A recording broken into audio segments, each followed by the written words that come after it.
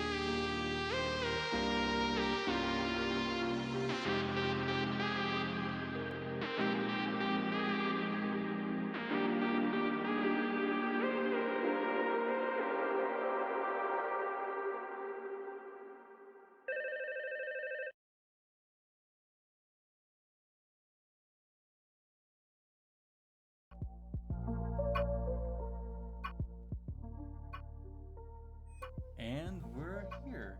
Hello everyone and welcome to this special episode of Kat Kafé. I am joined once again by the lovely Lofi and Furry Scout. Welcome everyone in. Hopefully you guys are having a wonderful Saturday night. How are you guys doing tonight? Hey, Doing good so far. Nice, nice. How is everyone in the audience doing? Yeah. Let me just explain that because this is actually the third episode that I've done this. If you notice, that intro is very long. Main reason, if you're watching on YouTube, it's because we're actually streaming this live on Twitch every Saturday night around 9 to 10. 9 CDT, 10 p.m. EST, and I think 10 a.m. MYT. Yep, 10 a.m. Malaysian time. Yes, so that's usually why. If you're questioning about that, usually that's because it gives people time to join the live stream. And if you ever want to watch us, we're mostly streaming on Saturday nights. I know it's not the most consistent thing, but we're trying to aim to have it be consistent around that time. So if you're watching this on YouTube, you want to join the podcast live, you want to comment on something, give your ideas, your opinions, always feel free to join us. We're always just trying to get new ideas, get new people in here, and just like refresh with the topics. So anyway, to start off the night, how are you guys doing? How's your Saturday been? V, you want to go first? Sure. So far it's been going really good. I am excited that I am able to try Clip Studio Paint for the first time. I'm gonna use and abuse those 3D models because, as much as they try to drill anatomy in a lot of art students, it's still hard. So I'm just gonna use I'm gonna use bases because I don't want to cry. I've done enough of that. I'm excited to really get into the program and learn it because I'm so used to just sketching on my sketchbook and stuff. I right now, like, my enemy is the Wacom tablet, and I still like, why can I not art on tablet if I can art on paper? Like, what is the what is the disconnection? But I will find it. I will conquer it. I promise. It is a learning curve. I'm not gonna lie. It took me some time. And I think, Furry, you've been using Clip Studio a while, haven't you? Yeah, sorry. Been trying to get a little bit more used to the Clip Studio Paint. It still feels like a weird transition using between SAI and Clip Studio Paint. That is, yeah. Different programs have a weirdly big transition in learning. Clip Studio Paint, more like Base Studio Paint. See, the thing is that I've wanted to try Clip Studio Paint for a while. I just never really got around to it. I know there's a 30-day trial or something right now, but I'm such a I know I always say it. I will nag on it for the end of time. I always use Krita, but I think, you know what? If there's a free trial, I might as well just try Clip Studio Paint. The thing is that I noticed a feature is missing. I think so. Like, I don't think there's clipping masks, are there?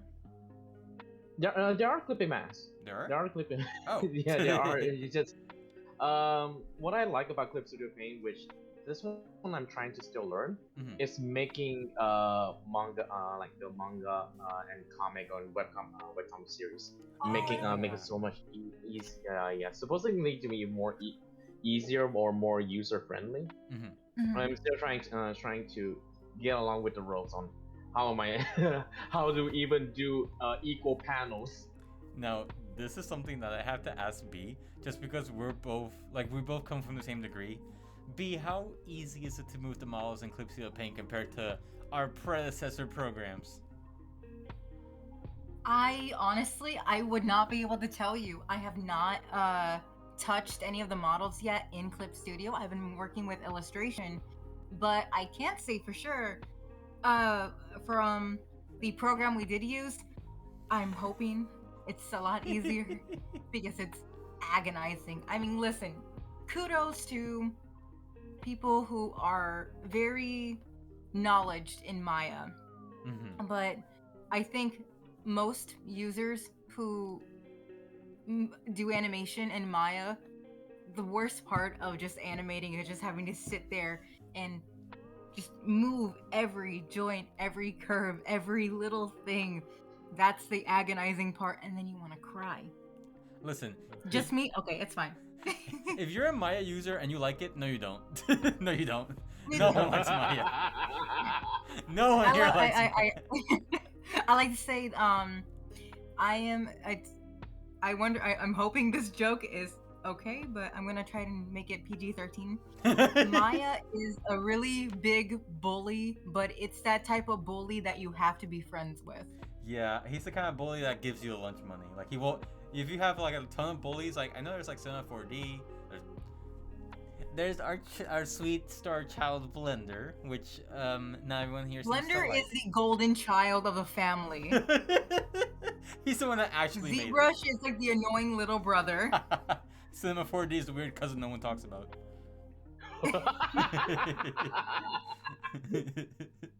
And then there's Houdini. I don't know where he went. He's gone.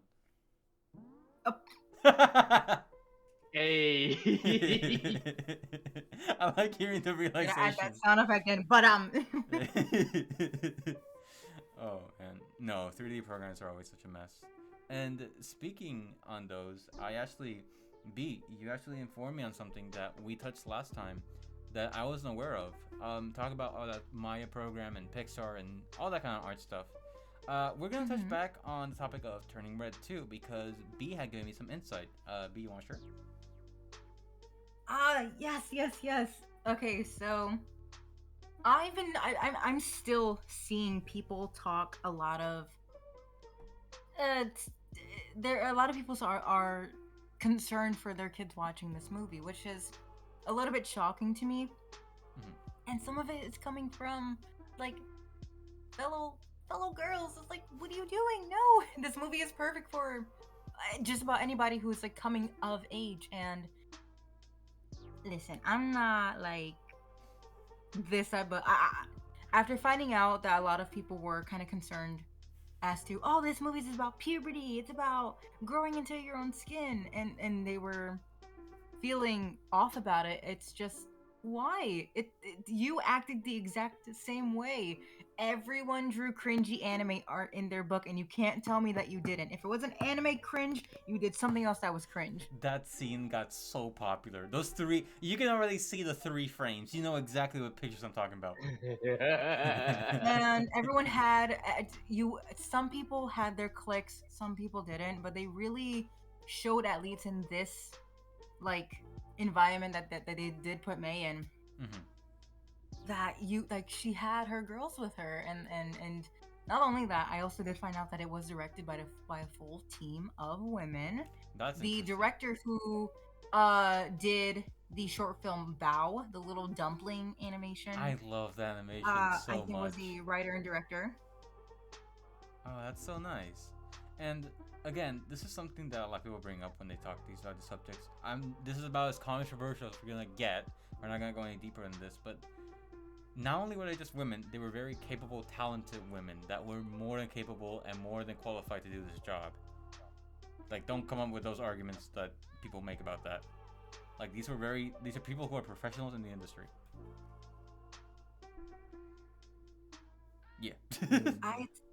No, I was waiting in case Furry has something to add on to that, but just overall, I still suggest this movie for people to see, for like, it's kind of like how people were able to relate to Encanto a lot. I don't want to just base it off, oh, you can relate to it because you're of this like heritage or whatnot. It's just anybody can relate to anything because they are just a broad spectrum of possible things that you could relate to as a viewer. Like, everyone kind of like has that whole like matriarchy in the family, kind of like in like grandma, abuela in Encanto, and then with this one, it's just about you wanting to be your best self, but who are you being your best self for? Like, is it for somebody else or is it for you? Which is when Turning Red comes in. So yeah, I suggest this movie to anybody. It's a lovely movie. It'll hopefully it doesn't make you cry though, from like, I connect to it too much, they attacked me personally. So yeah, no, it seems like I still want to watch it, but I haven't been able to watch it just yet. But I've heard like really good things about not only the movie itself, but the development of the movie, like how many doors this opens up for future projects with these kind of teams, these kind of people, these kind of storylines, these kind of subjects that like don't really get talked about a lot, but everyone knows about. And what was I gonna say? Another really cool thing too that I noticed is that they're all Canadian. We rarely ever see that, which is like, again, doesn't really add anything to the movie, but like, it's interesting that they put it in Canada. It's a different situation. It's not like always gonna be like the U.S. Like it's a country that's similar, but it's somewhere that we don't really see a lot of movies based in or on. Like this, or I think there's like Indian Canadians, there's Asian Canadians. Like there's different kinds of Canadians from all over the world, and how like these all get along. All these people get along, which is like really cool to see. Like you barely ever see that. That was another thing that really struck me as a really good note, and just the way that the movie was portrayed and everything. It looks like a fun movie. It looks like a good movie. I have to give you my Disney Plus account so you can see it. Yes, we need to watch it. But yeah, talking about all those kinds of different cultures mixing up. Furry, I'm swinging it all the way back to you. Frickin', you are constantly teasing me about one thing about your culture. What is it? You know exactly what it is. You know what I'm getting at. All those pictures you send me of like, oh yeah, guess what I got for, oh guess what, $1. A frickin' buffet of food. Pardon?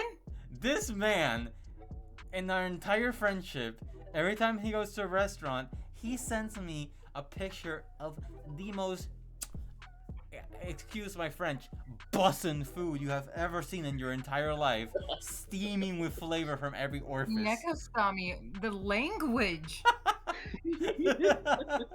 I mean, I don't know how, but he has constantly shown me a different kind of food for years, and everything looks so good. And it is something I haven't got. For those of you who know me, I'm a big fan of NSR. I'm a huge fan of Mayday, the character, and her voice actor responded to my Twitter when I told her, "Oh my God, you guys have the best food ever." And they're like, "Oh yeah, we just don't have a lot of like." She said Mexican, but I'm guessing there's not a lot of Hispanic food over there, right? Not really any of the Hispanic food that is popular. But most of the time you will see maybe something kind of equivalent to the Hispanic food that is kind of similar related to the you can see the similarities between the Hispanic food and Malaysian food. That's why when you mentioning about me saying that I'm not very familiar with the Hispanic food, but when you try to look it up, yeah, you're actually quite a number of it's not too far off with the difference at all. You guys even have the freaking tortillas, don't you? Like you have something similar? Like it's yeah. Yeah. No, go ahead. So the to you guys would be the tortilla. For us would be more considered like a flatbread. Yeah. Yeah. And the flatbread usually is usually made into like various kinds of dishes. One of the most common and a must-have if you never been to Malaysia, roti canai. I forget. Like freaking, you have songs about it too. Oh yes, Stephen Stephen made a parody of that song long time ago before he even became became like a VA for NSR. Yeah, for those of you who don't know, Steven actually so Mayday is Suling Chan, and Zook is Stephen Bones. Is that an actual legal name? Like Stephen Bones everything. That's his actual name, Stephen Bones, which is interesting. I've never seen anyone with last name Bones. You would expect a skeleton to spawn by. Sans. Yes, Mr. Bones. Let's hear a xylophone. So and one of the ones that Kat was like firstly surprised of was like a tall tent of that flatbread called roti tissue. Basically the one that just kind of looks like the pitch tent, and is tall as I am whenever I sit down. And pray tell, how many ringgits are they? I mean, it has been the price has been gone up a little bit, Oh, but has it? Oh. equivalent. But for I mean, like equivalent to the U.S. currency would be maybe $1 ish Hold or on. less. So that's again, just to really sell the point, just to put the nail in the coffin. That's $1 for a piece of food that's about your size. That's as tall as you. Yes. Yes. Huh. Huh. Give me a moment. I'm gonna just take my leave now and just be I wonder unhappy. what Rusty asked. I wonder what you get for $2. Oh, if you have for $2. if you have $2, then the option is like more. You have more options, especially when the ones in we call something like we call it here. It's called economic rice. It's basically we have like a different trays of dishes and food, and you can like just mix and match with portion with your plate of rice. And for $2, which equivalent to 8 to 9 ringgit, you can actually get like a really good ones, like a nas scent kind of like a raisin and pineapple scented rice. We call it nasi biryani. Hold on. And Sorry. Back it up 2 steps. Raisin pineapple. yes, Raisin. Okay, forget pineapple on I'm not gonna pizza. question it. Hold on. Forget pineapple on pizza. Pineapple on rice? yeah, like the very small diced pineapples.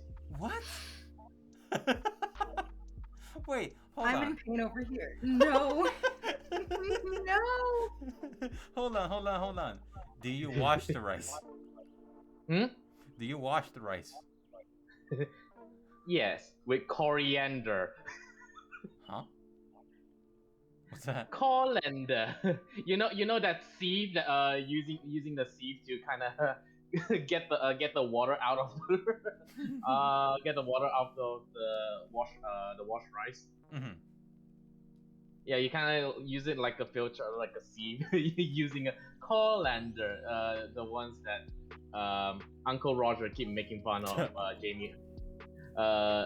Jamie Oliver, or was it the BBC News correspondent? I forgot about that. But yeah, so yeah. But that's actually like like one of the preparations to make nasi biryani, and that is like a legit way. Just that it's different type of rice. The rice itself is really is actually more aromatic than than you thought it would be, and yes, there's some and sometimes just peppered with a bit of raisins, pineapples, peanuts, and so on to make it smell more to have a more aromatic taste. Interesting. Hey B, you think they have sofrito? Don't even get me started. How dare you? Do you know what sofrito is, by the way, Furry? I think I told you this before. Yeah, I mean, I'm currently looking up, and sofrito. You're cheating. I mean, it does kind of, yeah. I mean, if you having here in Malaysia, if you have like the Malay or Indian cuisines, Mm-hmm. I think you may encounter something similar to that.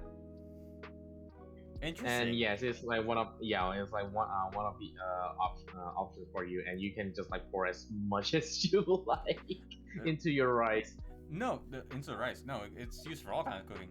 Question though, what was the one that you sent me one time that's literally the size of your arm? Like it was like, that's the whole thing.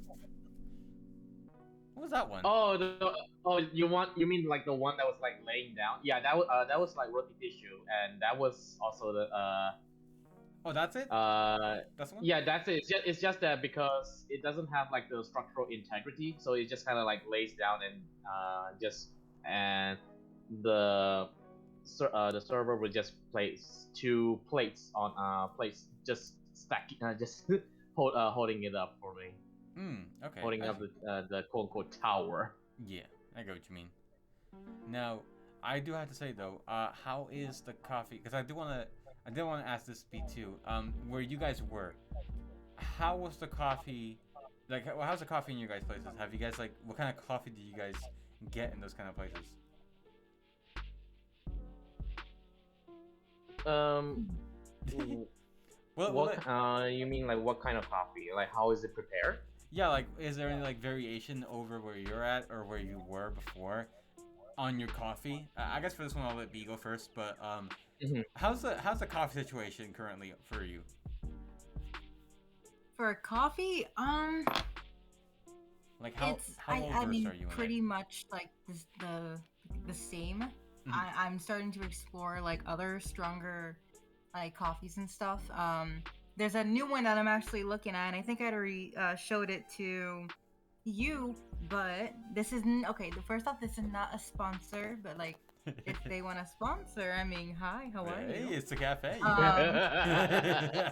uh, this coffee I'm looking at, it's called Bones Coffee Company, and I'm looking at some of their flavors. I'm literally getting it because it has skeletons on it. That's the only reason why. As if we're Because as if the also I hear, I'm sorry, no, go ahead, go ahead. I hear that if you order a box of their coffee, it comes with a skeleton sticker, so Oh, they can already have my money. oh, I thought it was gonna have. Okay, I thought you were gonna say was that you open the box and there's like a mini skeleton, like, hey, what's up? If it came with a mini skeleton, they could take like That'd my be perfect. entire fund. It's as if this Sammy site isn't obsessed with skeletons enough. We have Fundong and Bont. Fun coffee. Fundong coffee. But And what? besides, like the skeleton, it goes year round. It's not just for spooky times. They got like festive flavors. They have like hold on, Festive bones. I have it right here ready. Candy cane You know, bones. they have cookies and cream. They have sin oban. They have s'mores and French toast. A whole bunch of like wild flavors, which is now like I'm gonna try, but I don't got it like that just yet. So I'm just trying. I'm just drinking folders. You know, Hold on, nothing what? fancy. You're drinking Folders? Yeah, Folders coffee right now. Folgers. Oh, the brand. I thought it was like, I thought it meant like computer Oh folders. no, I was like, what? I am not a computer virus. Hmm. I know a computer virus, but I'm not a computer virus. To what? Okay. Anyway, moving on. Furry, how's the coffee situation over at your end? Like, I guess it's just same kind of like barista kind of place. Like, what's like the main place? Main place to go for coffee over at your end? The main pay for me is usually one of those traditional old the traditional coffee shop that I personally like. Normally you see people with just using like those instant packaging the instant packaging coffee, and then just like pour hot water and then just stir and serve. Oh yeah. Oh The yeah. Yeah. Go ahead. Sorry.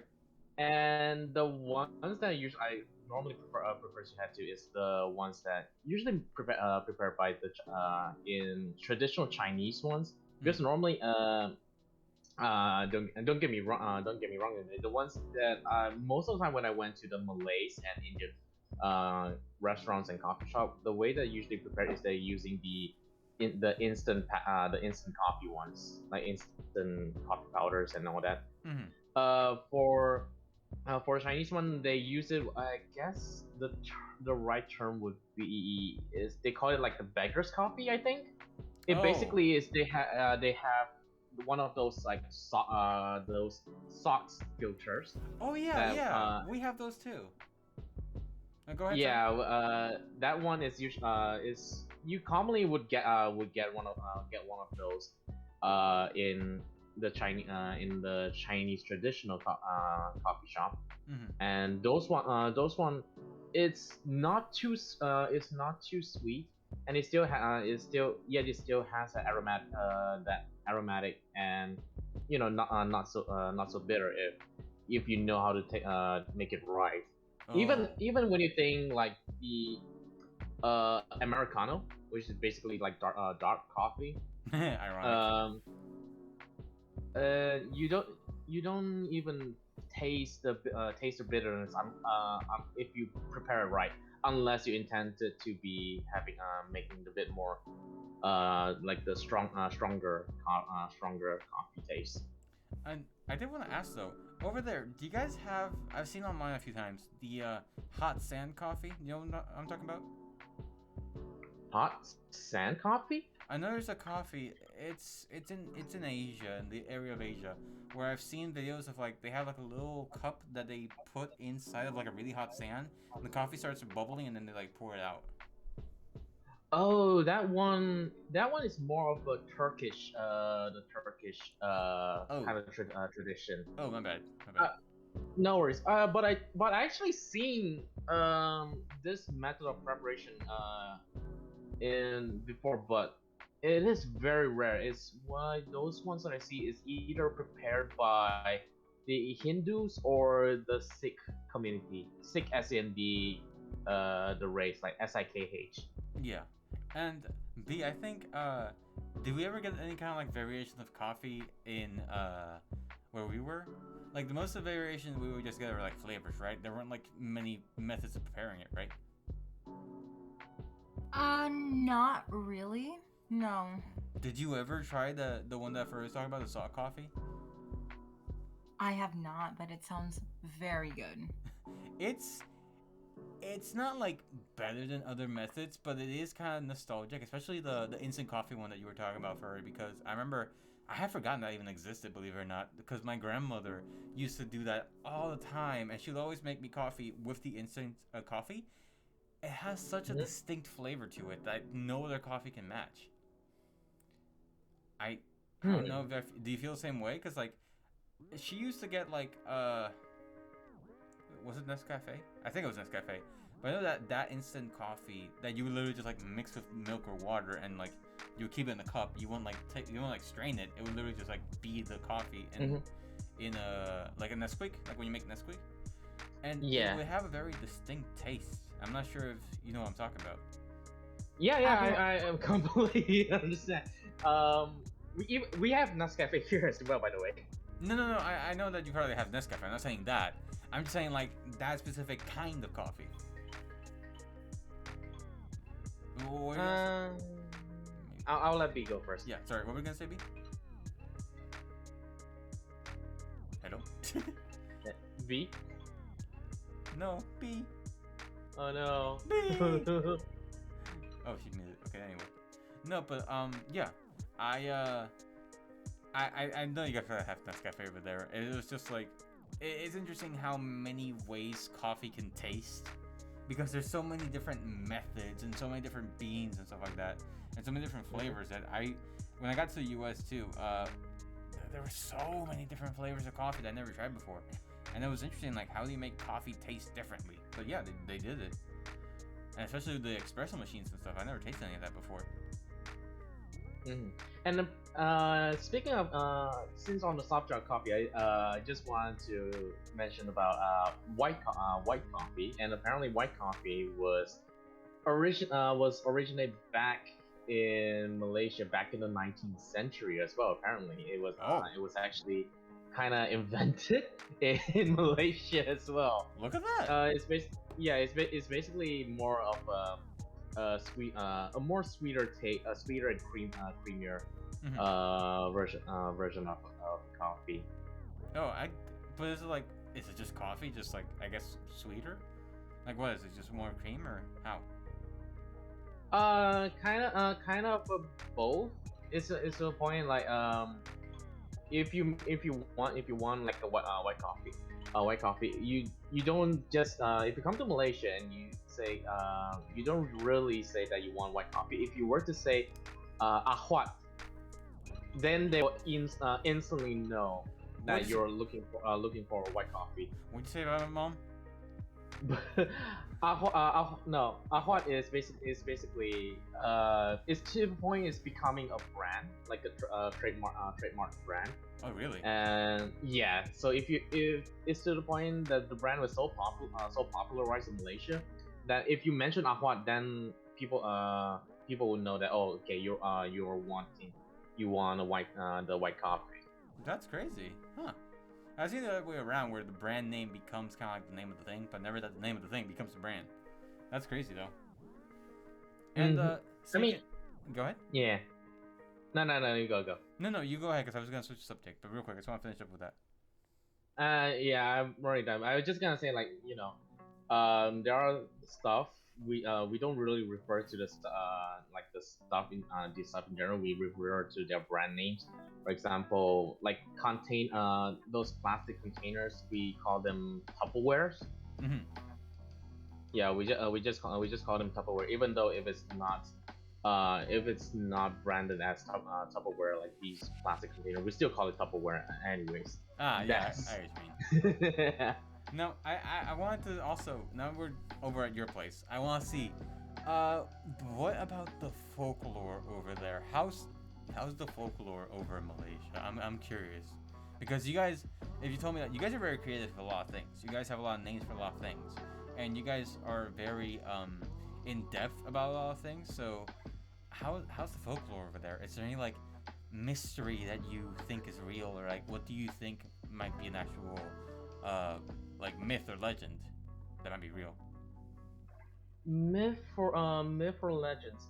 So if you were mentioning about this, and I feel like a lot of the Malaysian, especially like the millennial ones, would relate. That's an interesting Is title, that Millennial is Malaysian. that because is regarding the history of Malaysia, that is to the point is there's times it just becomes ridiculous. How so? It's ridiculous. It's ridiculous as in to say like um how like there are some stories it's like, oh, how do the state of Malacca get its name, which this one is actually is kind of more how to say, okay, I think so. The story is basically is like the prince or king, basically someone in royalty was joining a hunt or something like that, and then they saw one of those elks, if I'm not I think it's called the elk deer, the ones the deer that doesn't have horns ones. The elk. You mean like like a normal elk or like a Wendigo kind of thing? The normal kind. Oh, okay. So they were going on like a hunting session. Then they saw the hunters also bring one of their hunter dogs. So they saw this this elk, and then say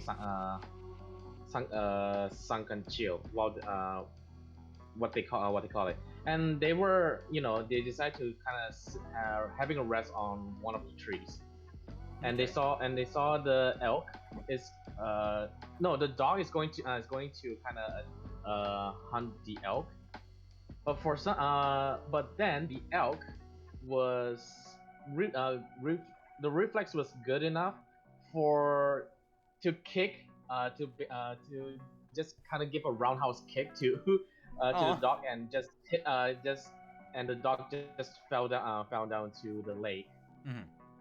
Aw, is that why it's called Malacca? And then it's like uh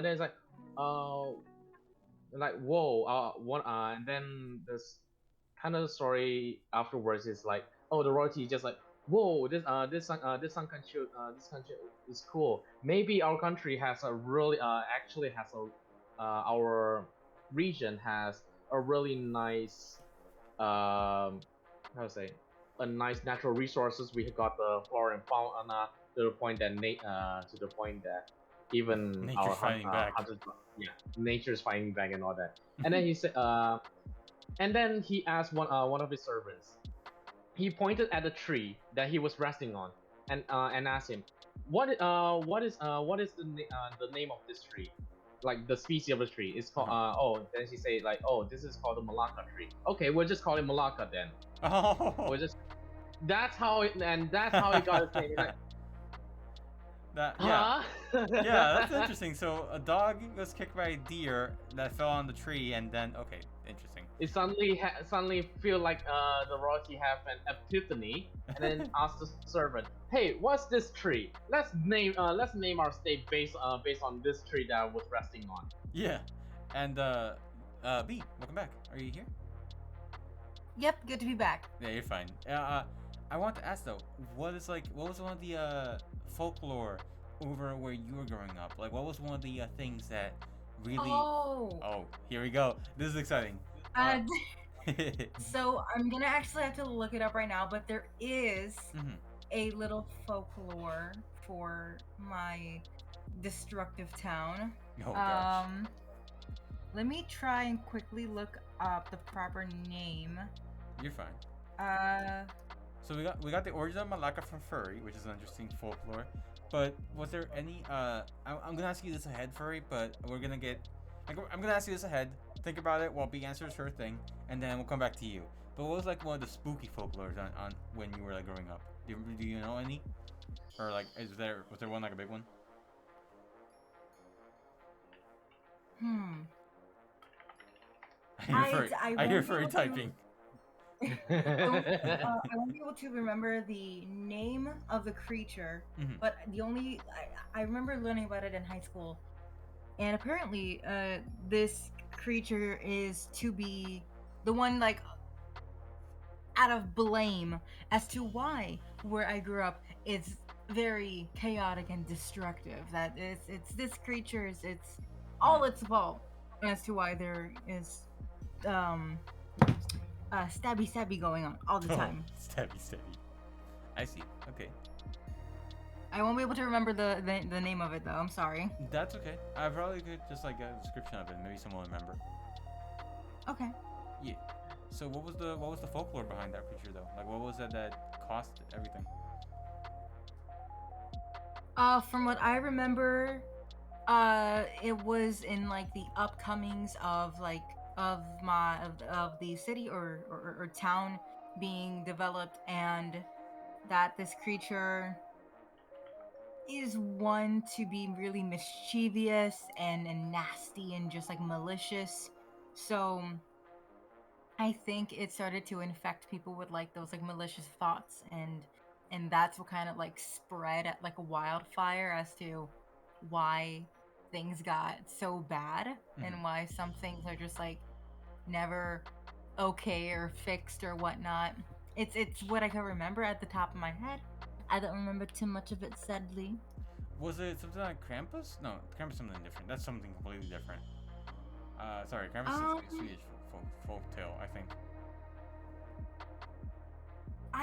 I don't know. Hold on. I actually just found something. I could be wrong, heavily wrong. Okay. I think it was called the oh god, Neon Rouge. It's like this little. It from what I'm reading right now, it's this little creature, red dwarf. Uh, Interesting. it's a little red demon appeared to be in like hiding within like the city, Hmm. causing chaos and being destructive. So he's just like, when you say like he doesn't allow things to be done or fixed. Is it just like he manipulates the people to not fix it, or is it like he breaks stuff when it gets fixed? I don't know. Mm. I'm just reading what Google has given to me, so I give it to you and to the people of the world. Um, it's bad though, you know. If you want to blame a little angry red man for why the city is destructive, go on.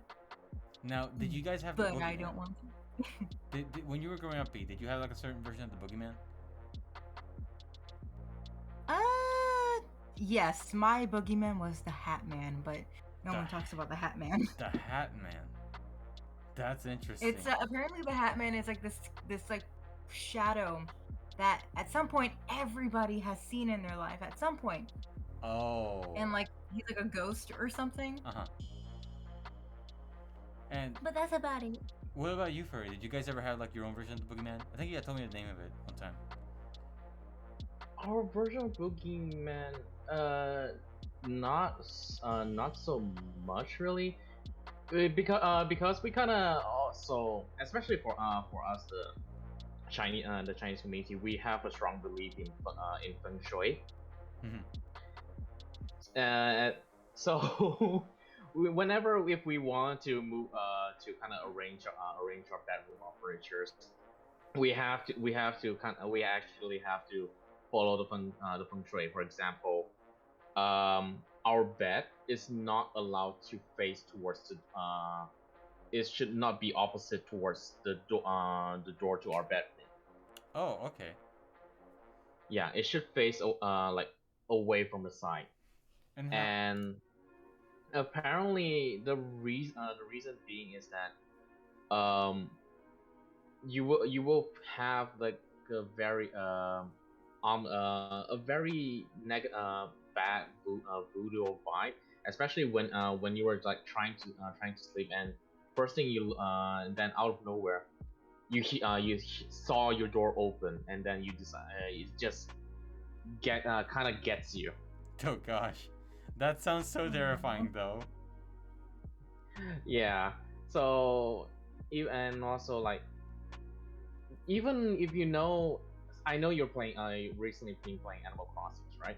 Oh yeah, yeah. So apparently, Animal Crossing also has the feng shui mechanics. Really? That's interesting. Yes, and it depend. It what I've been told. I'm not sure if it's true or not. If you were to place you place your furniture just on the sides of the wall, Hmm. and just leave, and then you have like a comfortable amount of space in the center, then that actually represents good feng shui, and you would actually have like a better luck in like getting good stuff. That Oh mechanic is a wow. real thing. Fun fact. Really? So is it like, so like does stuff happen if you don't have feng shui? I guess like this is. I guess your happy home helper rating goes down. Like the what was it called? Like happy home mechanic or something?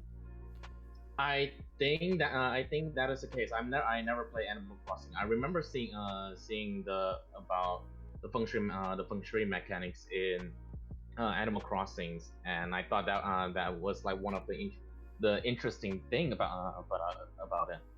Where do you think like? I mean, I'm not sure if you know too much about this, but where did like that feng shui kind of like originate from? It's I'm not pretty certain of it. Like even the study of feng shui is own is own field of studies. Oh Like wow. even whenever you before you even want to buy a house or something, especially those who have like a strong belief in feng shui, Hmm. they will actually appoint a feng shui master to come inspect the rooms, inspect the house, and see if this has like a good feng shui of it. Like the entrance of the door has to face in a certain cardinal directions. Um, and then the window it has to be facing out. Where the bed's supposed to be, how is the lighting, where the seats and tables supposed to be, Hmm. the numbers of items, and the symmetry and asymmetry. Wow, Those that's are yeah, those are a lot of things that they really believe on. that's interesting. I never knew that feng shui was so in depth. I heard about it before, but I guess I never like really learned much about it. I didn't know that was such a thing over there though. Hmm. That's interesting. Is it mostly just related to furniture and like home? It's not really just furniture. Like even um like your facial as well. Like how you know how those like the palm reading ones. Oh yeah, Yeah, yeah. these are also considered feng shui. How your face, um one of the most the common thing that I heard is about your nose. If your nose has more of fleshy, more puffy ones, that's actually apparently to feng shui, it signifies your wealth. Oh. It says that if your nose is more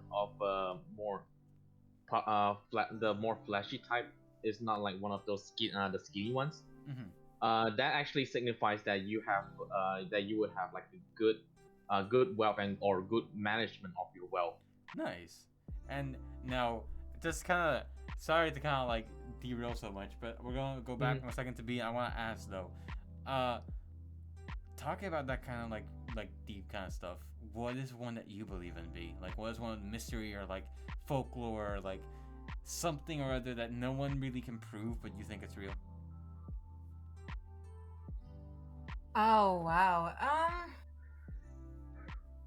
That picks off from a lot since I am a sucker for like myths and legends and stuff. Mm-hmm. I can go for sure maybe with like a funny classic of Bigfoot and like the Loch Ness monster. Um in all, there could be things out there that know how to hide because they know their ground a lot better than we do. Um that's I that's think such a also weird. you could also Sorry, go ahead. yes? No, no, go ahead. No, Sorry, it's okay. you go. I think also for sure there are creatures that you have heard of. One being famously known La Llorona. Oh yeah. That's creepy. Her story being based off of a grieving mother who, I believe, a grieving mother who found out that her husband cheated on her, and in her blind rage, she drowned her kids. I think. After she did it, she felt bad. She drowned herself, and now she haunts the rivers and lakes and stuff, and then Oh drowns god. kids. Yeah, that's So fun, terrifying. so nice.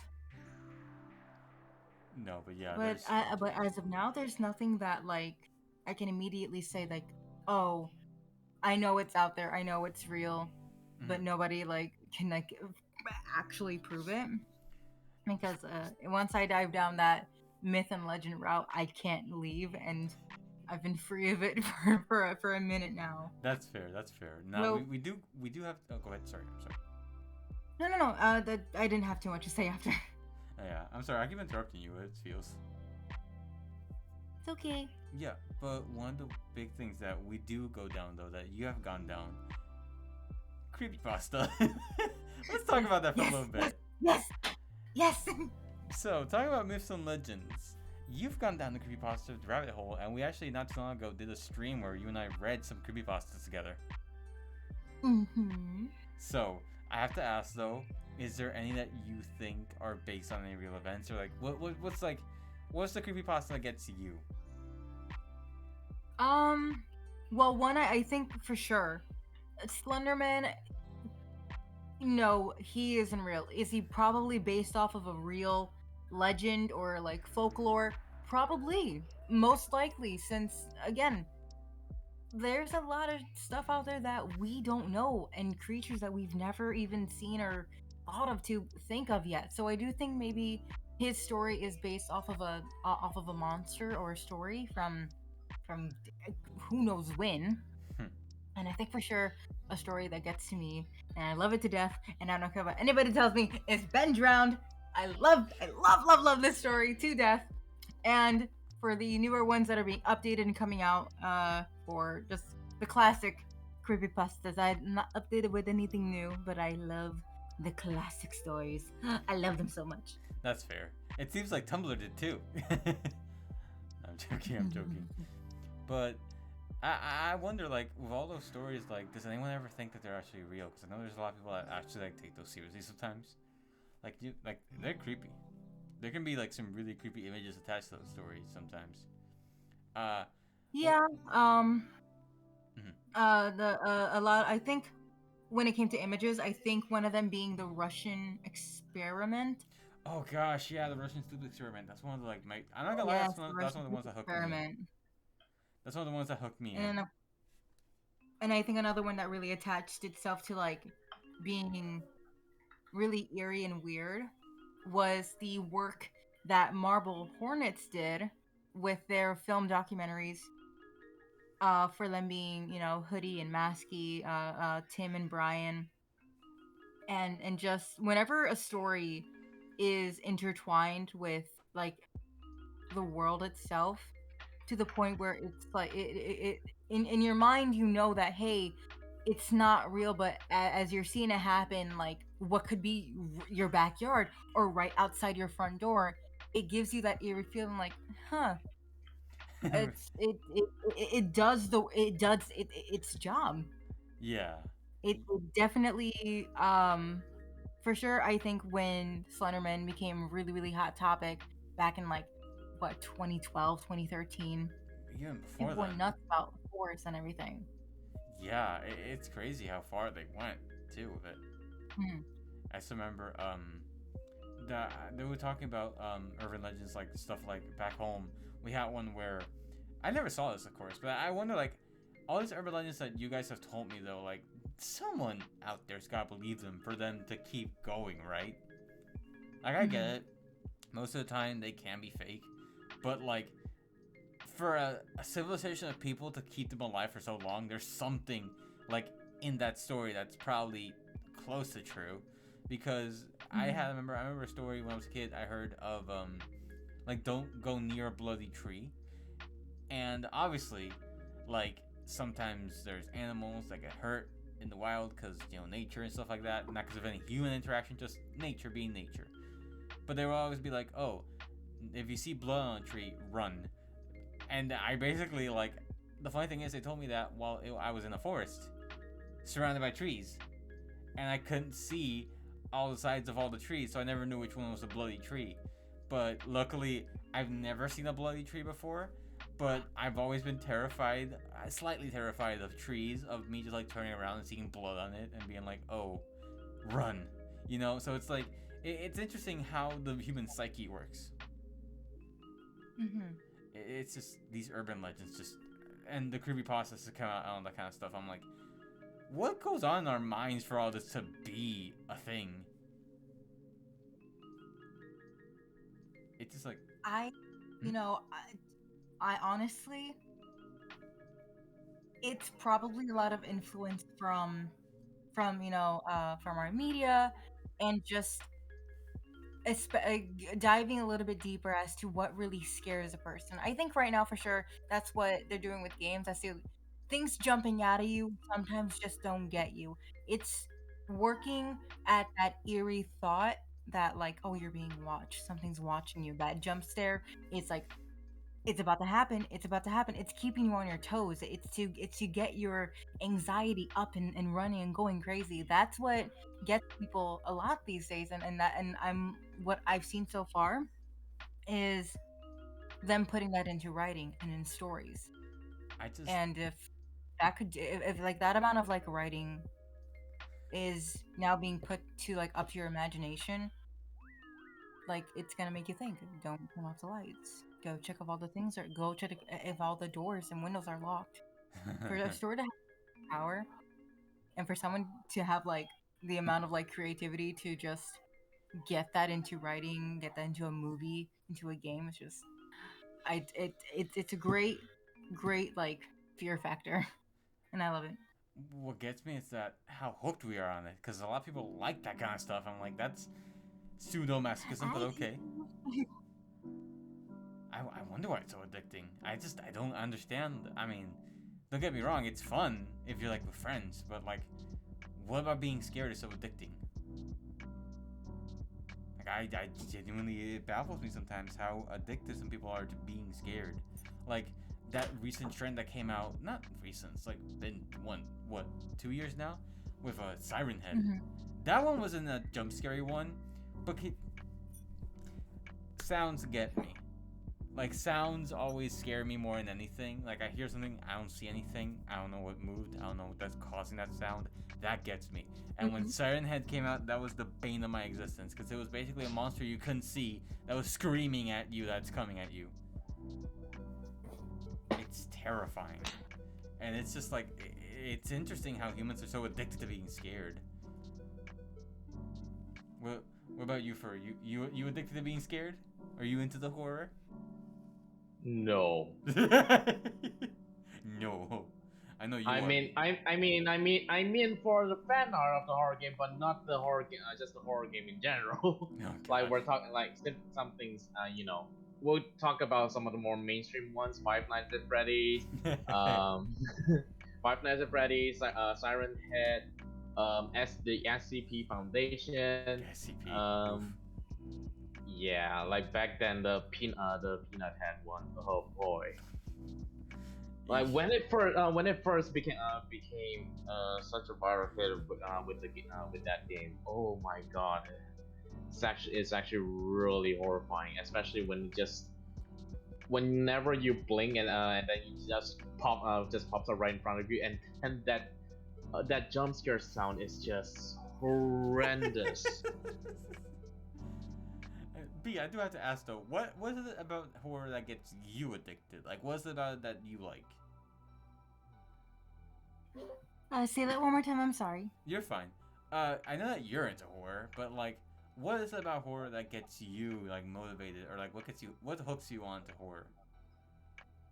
For sure, the feeling of just like suspense and knowing that like something's about to happen, and how funny it is that I don't want to be scared, but at the same time I do, and like I go for it.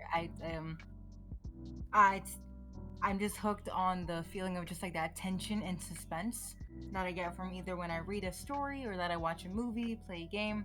It's that feeling.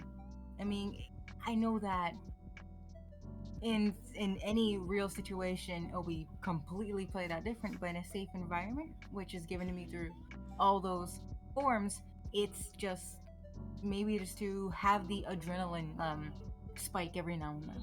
Maybe that's it. So it's like, okay, this is a weird comparison, right? Is it like the same kind of feeling, I guess, that those people that climb like really high rooftop beams get?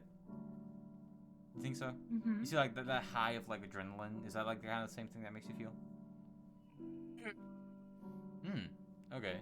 That's interesting because it's like I can understand where you're coming from, but it's just like the fact of like, oh, I want to be scared, like it's something that I can't understand, but it interests me how so many people have that, like, oh, I want to be scared. It's fascinating how many people nowadays have that, especially how many horror games come out, like Phasmophobia and stuff. Yeah, it's all depending on their personal fight or flight response. I guess so, So yeah. yeah, there are some people who's just like, nope, I'm out here. Bye. Just basically that. So we can clearly see the duality between me and D when it comes to horror stuff. The duality of, yeah, the duality of mankind. Like, I've only played Phasmophobia twice, and I'm never gonna touch it again. And B can't wait to play it. That's crazy though. Like it's always been something that just fascinates me. There's this one thing that I do want to share, and that was like back in 2008. Wait, no, is it 2008 or 2006? Oh, sorry, 2006. I remember this was like one of the story that just kind of gives people the creeps.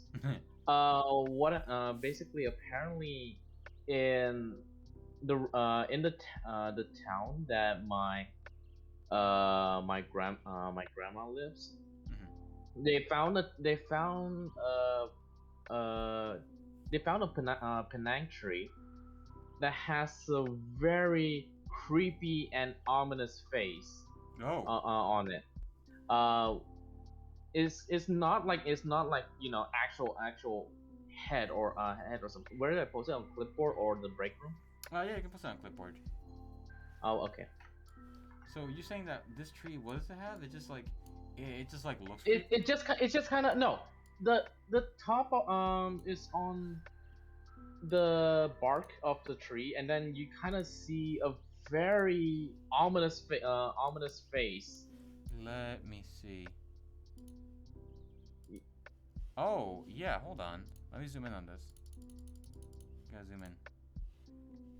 Yeah, this is very. Ooh, I see. Yeah. Yeah, and we have no idea why was why was it like this, and it just kind of grows naturally. And especially when people, I forgot what's the phenomenon when we sometimes see objects and then we think that, oh, we see a face on it.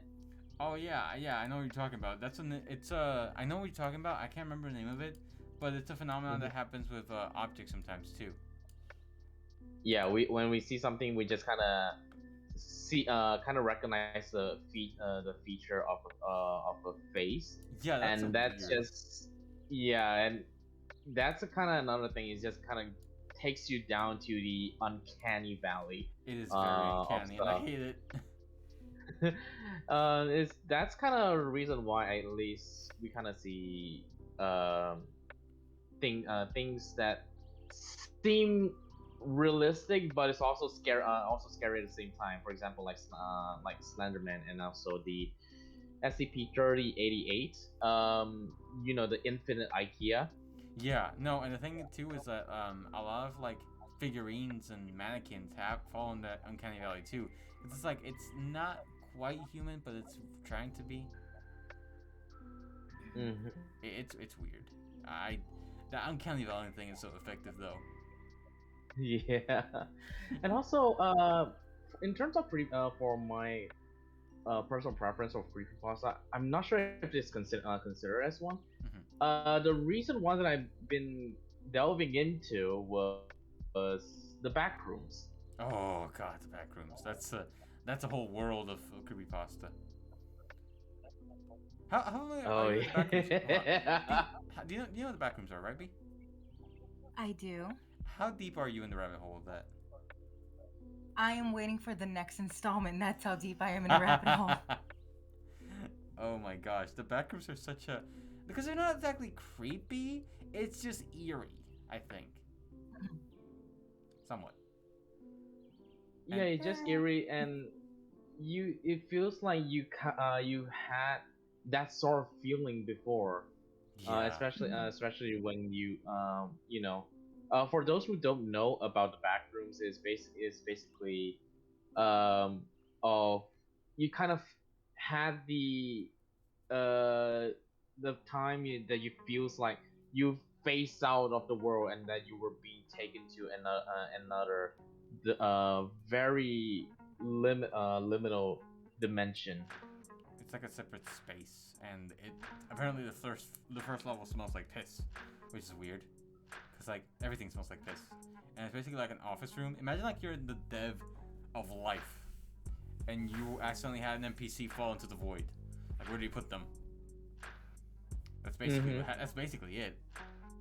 It's an interesting creepypasta. I've never seen anything like a creepypasta like that one before. It came out and it took the world by storm. Mhm. There's been Oh so yeah, many. and apparently the ones that we commonly see, that one they consider as level 0. Yeah. And yes, they have multiple levels of it. There are hundreds of levels, Infinite and levels, I kind of.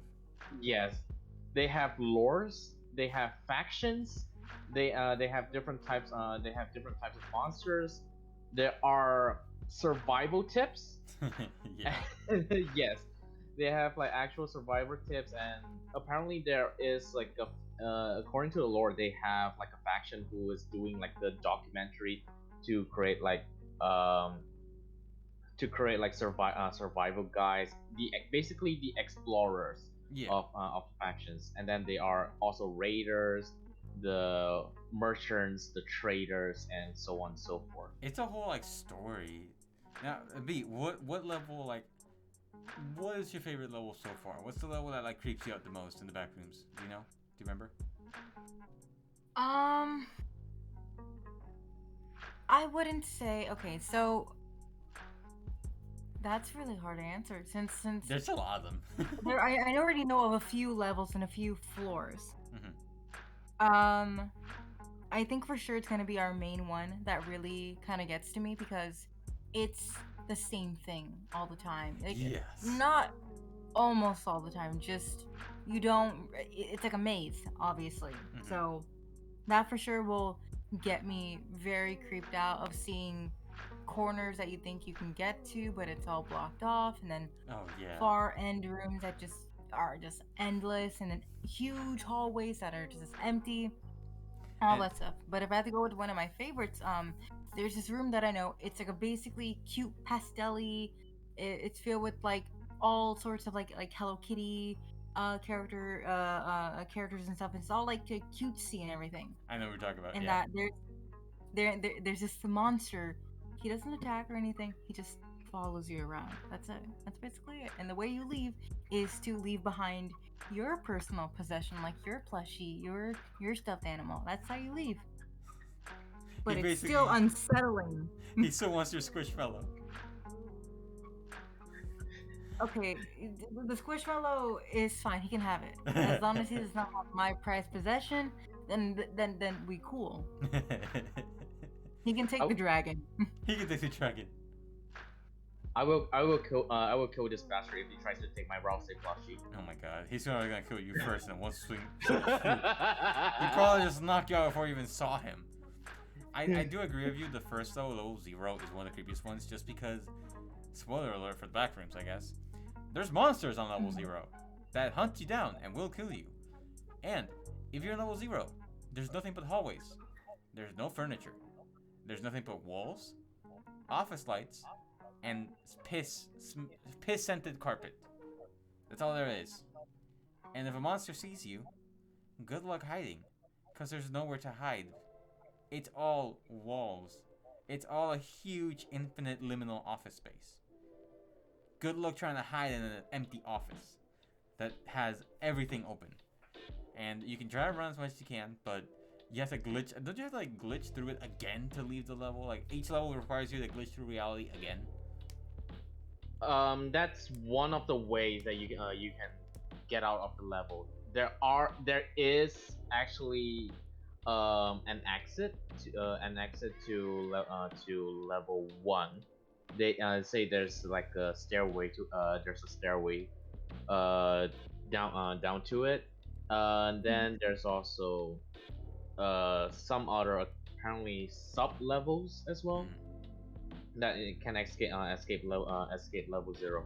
But yes, no clipping is also another option. But no clipping, it still would takes you to a different dimension, a different level. It's not necessary to be level 1. It could even take you up to level 132 or something like that.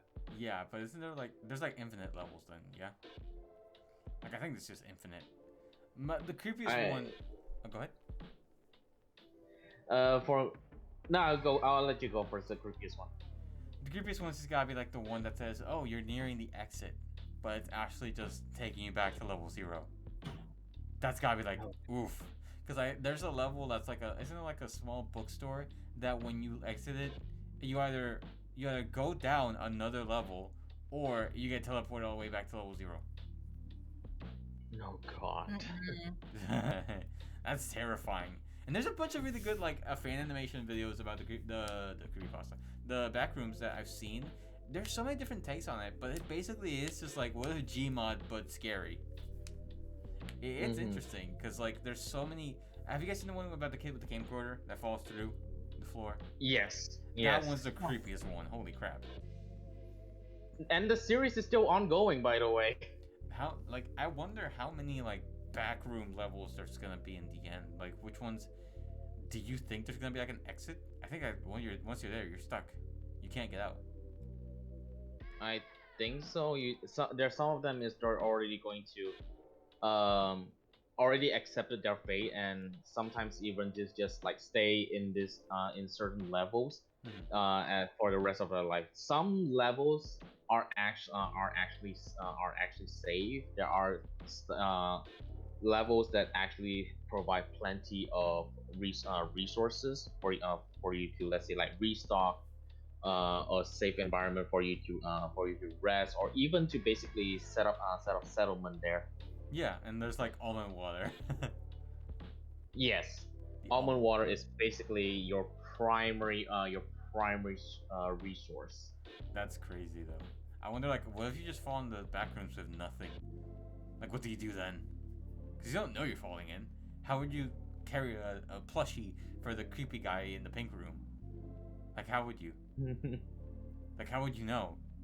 You're not dropping the whole like loot bag down there. You just fall. There's nothing for you to get. There's no way to go back and get something. You just kind of have to rely on the resources that some levels that does have them. Apparently, they in certain levels they have like one of those like containers chests that fills with random stuff, and apparently also refill itself. It's a loot chase, a loot crate. Yeah, it's basically like loot crate. Oh my gosh. And B, what's like, what level would you want to be at? I want to know.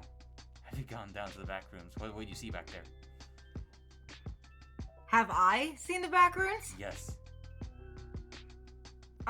No, I have not, and no, I do not recognize the bodies in the water. Ah, I see. Okay. Well, I guess with that, I really appreciate how much you guys have been here. This has been a really fun little like podcast. This was a bit of a more chill one. I'm sorry, I was a little bit more low energy this one. I was just like a little tired this one, but That's okay.